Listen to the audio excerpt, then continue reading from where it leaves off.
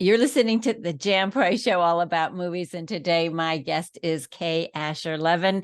And we're talking about, oh, what a fun movie, Helen's Dead. Welcome to the show, Asher. Hi, how are you? I'm great. Thank you. How are you doing? I'm good. Did you have a chance to take a look at the film? Oh, of course, of course, of course. I wouldn't do the interview without seeing the movie. And I thought it was a fun movie. It really is.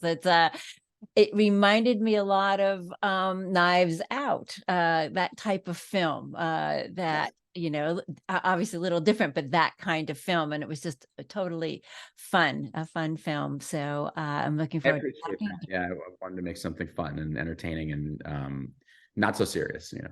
And, lots of twists and turns in it. So, you didn't, Lots of twists and which is turns. great. Yeah, that keeps you guessing a little bit about what's going on in there. And great Absolutely. cast. You had a great cast. So we'll talk all about that. So our listeners know a little bit. Why don't you tell us about the synopsis of the film, Helen's Dead? Yeah. So the film is about a sort of group of people. It sort of kicks off with our young female lead, Addie, who is played by the wonderful Dylan Gelula. She is unceremoniously dumped by her boyfriend, who's probably Emile Hirsch, probably playing the worst boyfriend of all time, Yeah. um, at a bar, in a way where he just basically gaslights her, and then she finds out that he's been sleeping with her cousin Helen, Mhm. and then he bails on their date. It's also, I believe, their anniversary.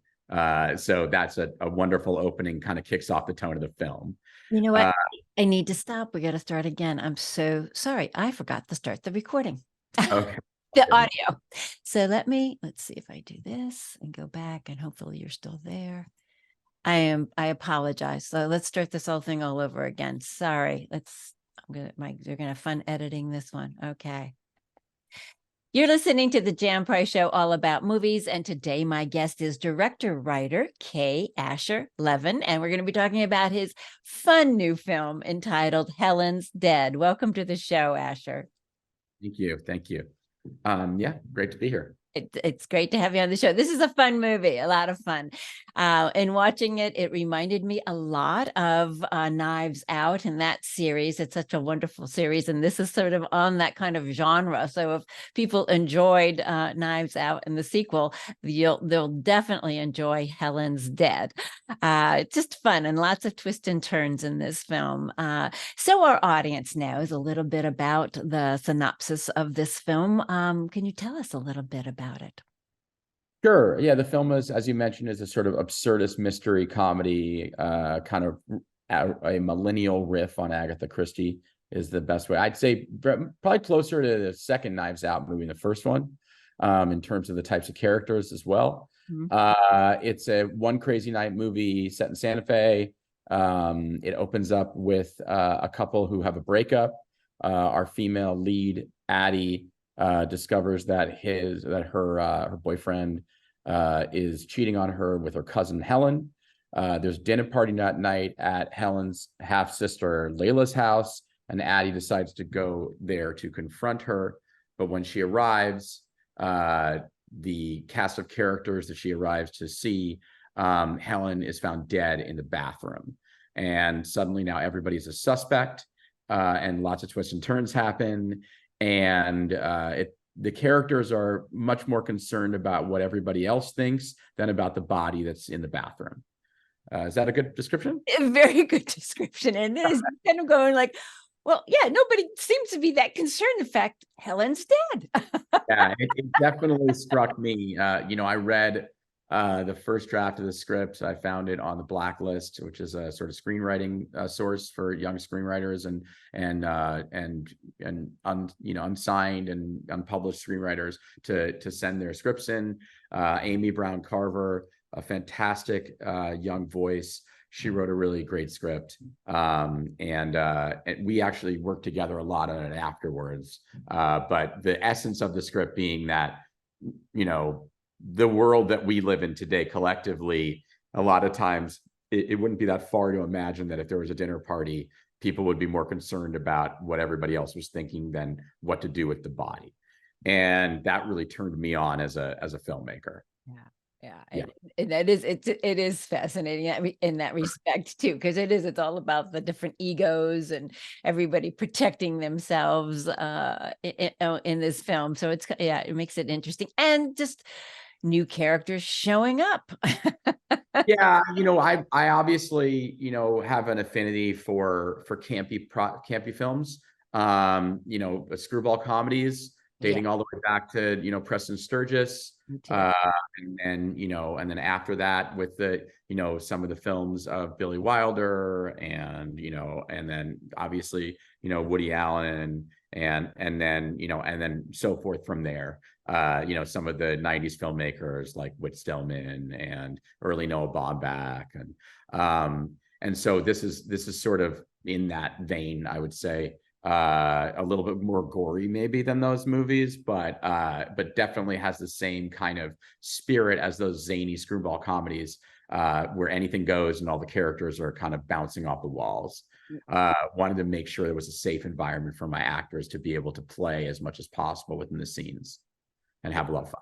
And you do, and you know what? That's very good. Now that you say that, because I love Preston Sturges and all those screwball comedies. I love classic films, and it has that. Now that you say that, yes, it definitely has that kind of feel to it. So you did a really good job of kind of recreating those wonderful classics and creating your new classic, I would Well, I say. appreciate that. Yeah, I mean, I think that people sometimes, and I think I was just mentioning this, today everyone takes things really seriously. It's obviously an incredibly serious time. There's a lot of wars going on and terrible stuff that you see, in the world.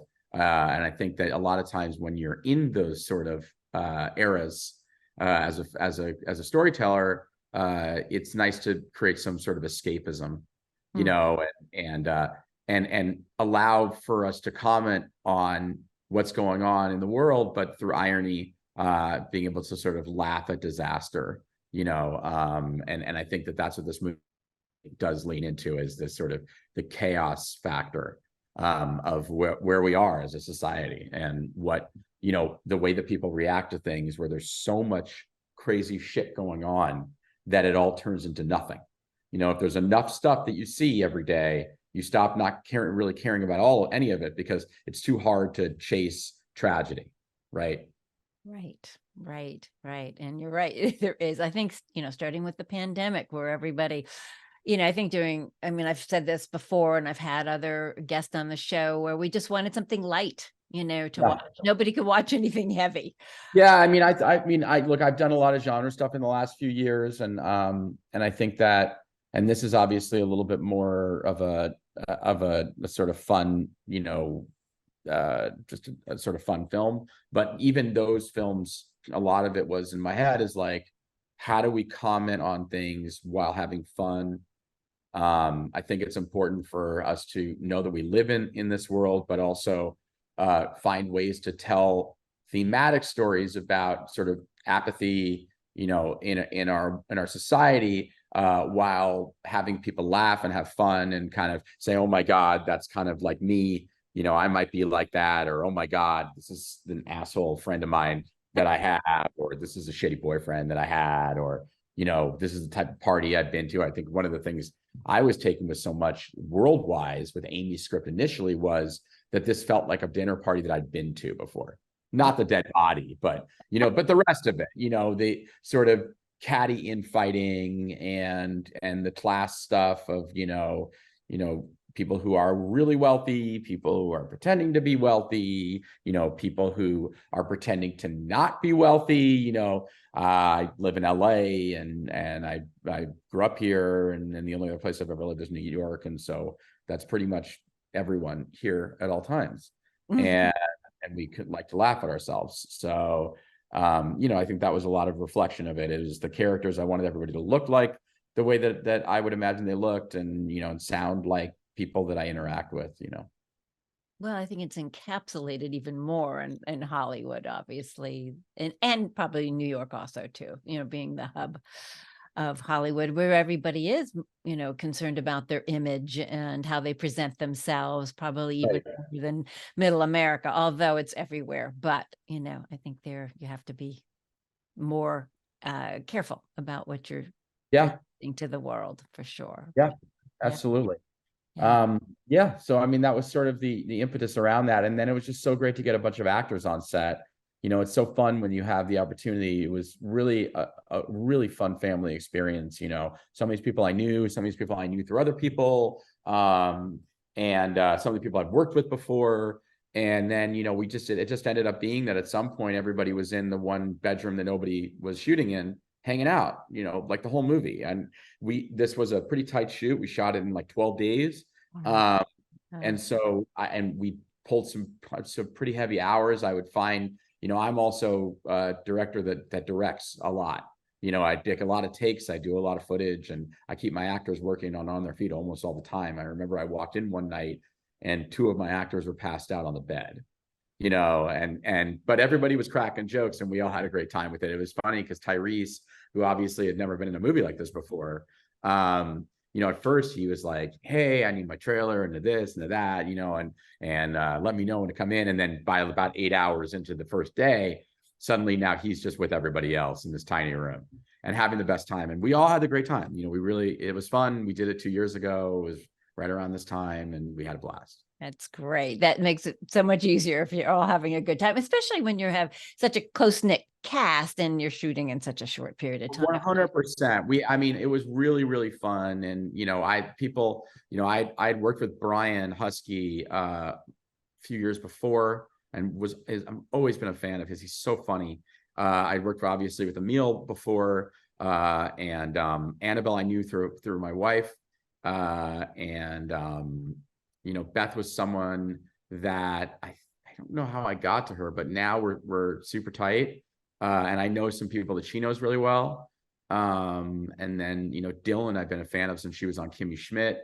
And Oliver I'd already worked with. And I love Oliver. And he's like a friend of mine. He's so funny. And all the stuff he brought to that character. The funny thing is that, and you've seen the movie, so I can sort of mention this as you'd understand it, is that Oliver's character was originally written to be sort of like this suave, kind of like handsome, for lack of a better term, fuckboy. Like that was the vibe. And then I was like, hey, it'd be maybe better if it was Oliver, because he's so awkward and out of place and gives this sort of like Gene Wilder performance, where it's like, who the hell is this guy, and it makes you like wonder. And then as the movie goes on, it's like, oh my God, he's just the best foil. Because a lot of times when you go to a party like this, there is one guy or girl that you're like, I don't think this person belongs at this party, and it's just, so there's so much to that. He's the innocent in the movie, and he really is just such a great comedic actor and kind of nailing it and being such an outlier to everybody else who's, even Brian, and are all sort of dialed into this very sort of, elevated comedy, of manners. And then he's just sort of slovenly, kind of all over the place, sort of like shitting on everyone, to a certain extent, No, they all were good. I really want to get into it. Tyrese lately is in a lot of movies that I have been having on the show. He's been a star of many of the films lately that I have literally that have been on the show. So he's a very busy actor. He is. Yeah, I'm working on something with him late November as well that we haven't announced yet. Yeah. But he's fantastic. It was really great working with him. He had some really great, interesting and meaningful notes. I think he's such a good comedic actor, and I think he's really underused with regards to his timing. I think he's naturally gifted at comic timing, and it really shows in this film. Yeah, it does. It does. Well, it's a great cast. And I do want to talk, Emile Hirsch, who you've worked with quite a bit, and looks like you're going to be doing some other movies with Emile. Yeah, we're working on a project now that we've been working on for a year. SAG, obviously, the strikes kind of stalled a little bit of it. But I love Emile. He's a great guy. Obviously just a first-class actor. and can really do anything. And I think that, when we were on the set of Dig, he was talking to me about how he hadn't done a comedy in a long time. He really wanted to do something funny. And he's such a huge fan of comedians. What people don't realize is like like the people he looks up to are like Jim Carrey and Jack Black and people like that. And he really wanted to showcase that he could do something like that, just a really outlandish performance. And, this, I called him and I said, I got this script and I think this is kind of what you're looking for. And he writes, oh, this is funny. We should, he had a lot of ideas for the script, very smart guy. So it was really fun to actually kind of create a comedy vehicle for him to a certain extent. Yeah, well, yeah, he is funny in it, but in a way that you kind of like, do you like him or don't like him? Most of us. Hopefully you don't like him, but I think that he does have a lot of fun in the way that like, Christian Bale in some of the movies that he does with David O. Russell, and Adam McKay. I mean, he can flex, and he has fun pretending to be characters. And I think that Emile is kind of similarly, to Christian in that way, where he could do the action thing and he could play it straight. And he obviously is a fantastic and gifted performer in drama. But when he wants to be funny and act like a goofball and be a real character, he could slip into that like immediately. And it's really fun to watch too, because he'll be on say, oh man, I came up with this other thing. This is crazy. Let me try this, and I'm like, okay, you sure? And then he'll do it and I'll be like, wow, that's really good. Yeah, that's a great idea, So it's always fun collaborating with Emile. That's great. So many directors, and I've said it before, find certain actors that they love working with, Scorsese and DiCaprio, Leonardo, and just like, there's just like you said, David O. Russell and, and Christian Bale, certain actors, same thing with Christopher Nolan and Cillian Murphy, he's absolutely. Yeah, I mean, I love working with Emile, and I can't wait to find another project with him. And obviously I've worked with Oliver a couple of times too. He's fantastic, and Tyrese now. I think it's great to work with actors and then have them want to work with you again. I mean, that's I guess I'm doing like a little bit right by having the ability to continue to work with actors depending on what movie it is. Them being available and saying, yeah, let's go and let's have fun. Yeah, that's great. It is great. Yeah, totally, 100%. So how did this? So how long did it take you? I mean, I don't know when you filmed it. You filmed it 2 years ago, so kind of at the tail end of COVID. So how did that affect the shoot? I'd say that it took me a lot quicker to shoot it than to finish it. I have just wrapped up Dig. We were finishing post on that. I was looking for my next project. I found the script. The same financiers were like, hey, what are you gonna do next? And I was, I found the script. It's a little weird, but I think it could be fun. And we sort of just jumped off from there. And it was really only like 5 months or maybe 4 months of finding the script to shooting it. And then I have no idea how long. Amy took probably a year or two. Before that, I think it was like one of the first things she ever wrote. I'm working with her again on something else. And then, we shot it pretty fast and then we edited it, but there's, it takes time for movies to get released. It really depends too. It's a fall winter movie. So if we didn't make it for last year, then it had to wait till this year. This movie wouldn't really play that well, I don't think, in the summer or the spring. I mean, a lot of the conceit of the movie is that it's getting to be colder and all that stuff. So that those movies tend to not do so well when it's hot outside. It really, once we got there and we were filming, it was such a really fun experience. I hadn't directed comedy, like a straight up comedy ever. I'd done some stuff around it. I consider this to be like a really straightforward comedy. I mean, other people might think that there's other elements to it, but to me, this is just a really funny, silly comedy, screwball comedy. So, I did a lot of things that I've always wanted to do, like have multiple cameras running and a lot of improv and, and really leaning on my actors, making sure I cast the movie with performers that could think on their feet and that had done this a lot before so that I could lean on them. And I think that really helped out. I mean, we had early cuts of the movie that were even funnier than this cut. And I remember having conversations with, some producing partners, and they were like, "Hey, you got to cut back on some of this comedy." And I was immediately like, "Well, it just feels really broad, and you're kind of killing the mystery of the movie." And I was like, "Who cares about the mystery? It's funny, but people acting like fucking idiots." And ultimately, we found the right balance of tone. Obviously the score really helped with that. Fantastic score that Adam Westbrook made for me, we found the right tone, I think, similarly to the way that Rian Johnson handled it with Knives Out and, some other very skilled filmmakers when it comes to Screwball. But it is always tempting when you're shooting with all of these fantastic comedians, they riff. This is natural. It's what they do. So, that kind of came through maybe a little bit too much in earlier passes. And then we kind of tighten, and really got the pace to really go fast.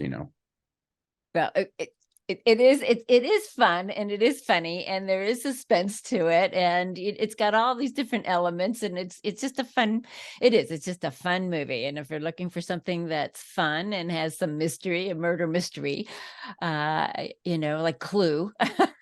Yeah, totally. Clue is a big influence for this film. Absolutely. Yeah, I mean, this is just a fun film. Okay, you shot it in 12 days, which is also very difficult to do, obviously, but what else was small movies? I think sometimes, yeah, and it just depends on the kind of movie. If you want to have a lot of good actors, sometimes you make concessions on things like days of filming. So, I wanted to have great actors, and so on this film, it was how do we make it fast, shoot it faster, and pull some money from that side to help to bring one more actor in. I was addicted to getting actors on this movie. It was like, well, we got these people, let's get one more. But as far as challenges, is that what you were asking? Yes, yeah. I think that is the challenge. The challenge is, and I'm getting better at it. But the challenge is, I'm really a fan of actors. I'm an actor's director. And because of that, actors want to work with me a lot.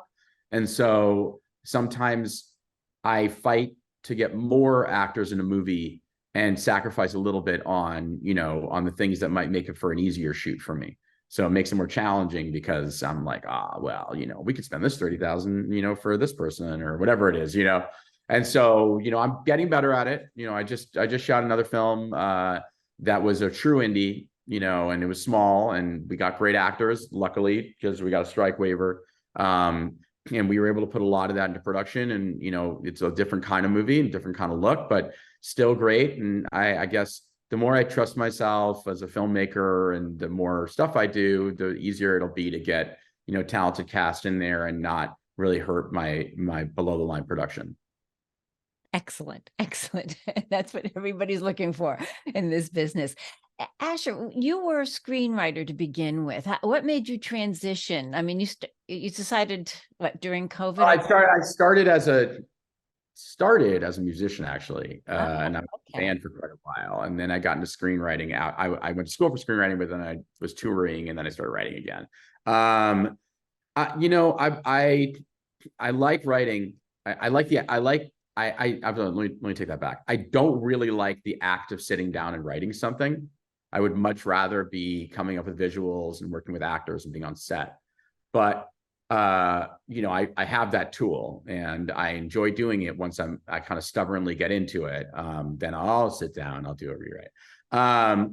The idea of having to sit and come up with something from scratch has been really hard for me in the last while, because I'm so predisposed to getting a script and helping out and getting it to where it needs to be, and then being on set fast, that it's challenging. A lot of times what I do now is have writers that I've worked with that I trust that do initial passes on movies for me, and then I'll come in and I'll make it sound like a script that I would have written. And so it's really collaborative, and I also really like collaborating on projects. And writing, as fun as it is, it's pretty solitary. I'm a pretty social guy. So it's hard to say, hey, I'm going to do it. Really takes it out of me. I have a family, and it's hard for me, if I'm going to sit down and write a script, it becomes very involving. And I kind of lose myself quite a bit in the world when I'm writing. So directing is a little bit different. I don't really, it's not the same way that I think in my head. I'm like, okay, cool. We're doing this. All right. give me 8 hours, I'll work on shots and stuff like that. It's not the same. And so I don't know if that means that it's more naturally for me to be one way or the other, but I do have a lot of projects that I'm in between and should be finishing on the screenplay writing side. And I'm sure I'll revisit it more as my career goes on and just pick when I want to do certain things. I have another mystery sort of thing that is in my head. It's a more of a sort of teen thing. I will say tonally John Carpenter meets John Hughes that I am playing around with, but I haven't started really writing it yet. That'll probably be a 24 project. And then it's like I said, there's 3 projects where I'm not the main writer. It's based on a concepts and story by me that I work with writers, and then I'll come in and give some top line or do a pass, which I usually do, a director's pass that usually has heavy dialogue work to it. That's sort of like what I do as far as the writing side of things. Well, I guess it works well then that you are able to do both and wear those hats as you record. Yeah. And go ahead. You may have no, to. No, go on. Sorry? Oh, go on. I said, so if there's changes that need to be made, you're able to do that right there and then. Yeah, I have to catch myself with that because in my head, I am a writer still on set most of the time as well. So sometimes I rewrite it to the place where I have to remind myself where the story is going, because sometimes you're in the room and, oh yeah, that's fun. And let's do that. And let's do that. And then I've had this happen, not on this movie and not on ones recently, but I've had project problems in the past where I go, oh man, this isn't really tracking because I got so excited about an idea in the room that we were all throwing around that now the scene, is a little confusing. Right. But I think, this is a good example of a movie where we really was like a simple plot, some pretty specific, some pretty simplistic, the twists were there, but they're not, it's not, doesn't have that much explaining to it. And it allowed for us to be more creative while we were there.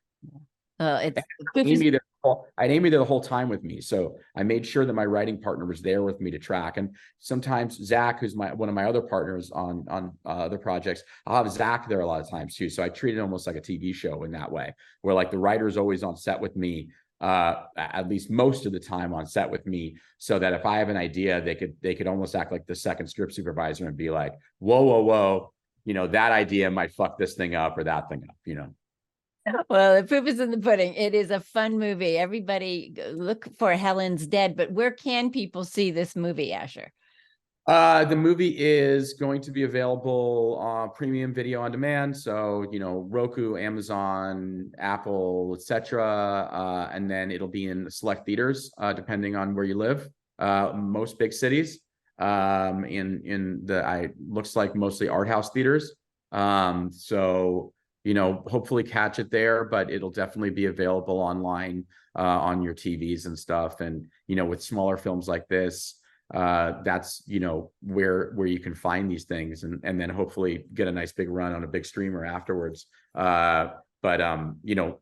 Just to support independent cinema, it's not a shoot 'em up, it's not a traditional kind of genre film, it's a quirky comedy, and these type of films need a lot of love and word of mouth. They do. Well, I wish you much success. Everybody seek it out. It's a fun movie. You'll enjoy it. And I thank you for being on the show, Asher. I look forward to having you back with your next movie. Absolutely. Talk to you later, Jen. All right. Thanks so much. Have a great day.